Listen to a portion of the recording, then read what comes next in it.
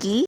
आलसी गधा। एक समय की बात है, एक गांव में व्यापारी रहता था। वो व्यापार करने के लिए रोज बाजार जाता था। सामान को शहर के बाजार तक ले जाने के लिए उसके पास एक गधा था। व्यापारी अपने गधे का बहुत अच्छे तरीके से ध्यान रखता था। गधे से जितना काम होता था व्यापारी उससे उतना ही काम कराया करता था। लेकिन वो गधा थोड़ा आलसी था। कभी कभी वो काम चोरी करता था, लेकिन फिर भी व्यापारी उससे नाराज नहीं होता था। व्यापारी सामान की बोरियों को गधे के ऊपर लादकर हर दिन शहर जाता था। शहर जाने के लिए उनको एक नदी को पार करना पड़ता था। बाजार में नमक के लिए अच्छा भाव था, इसीलिए व्यापारी ने सोचा अगले कुछ दिन वो नमक का ही व्यापार करेगा। एक दिन व्यापारी नमक की बोरियों को गधे पर लादकर सवेरे शहर की तरफ निकल पड़ा।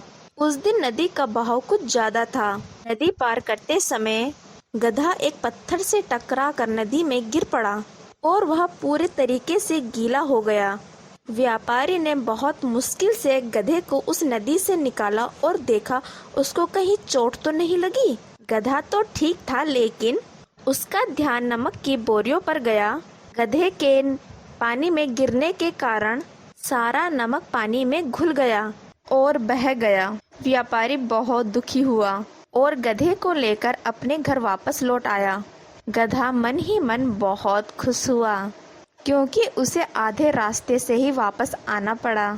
गधा मन ही मन ये सोचने लगा, अगर मैं एक बार नदी में डुबकी लगाऊं तो मेरी पीठ पर कोई वजन ही नहीं होगा। जरूर उस नदी में कुछ तो जादू है। अगले दिन व्यापारी दोबारा नमक की बोरियों को गधे पर लादकर शहर की ओर चल पड़ा। जब वो उसी नदी को पार कर रहा था तो गधा दोबारा नदी में गिर पड़ा और सारा का सारा नमक पानी में घुल गया।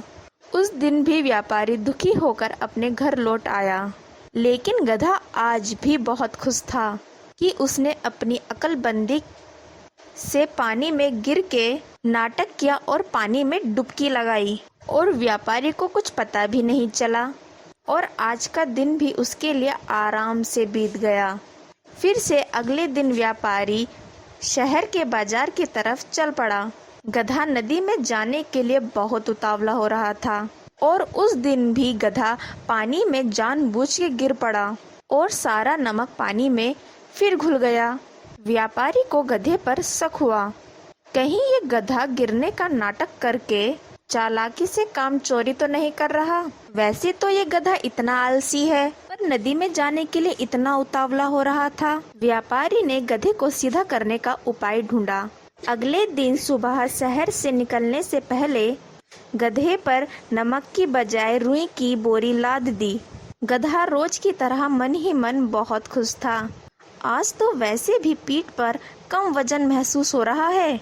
जब नदी में डुबकी लगेगी तो जादू होगा और फिर घर वापसी। गधा नदी पार कर रहा था तो फिर से उसने नदी में गिरने का नाटक किया। जब वो पानी में गिरा, बोरी में भरी हुई रुई ने सारा पानी सोख लिया और उनका वजन इतना भारी हो गया कि फिर ठीक से गधा चल भी नहीं पा रहा था। तब व्यापारी ने गधे को जोर से खींचकर नदी से बाहर निकाला।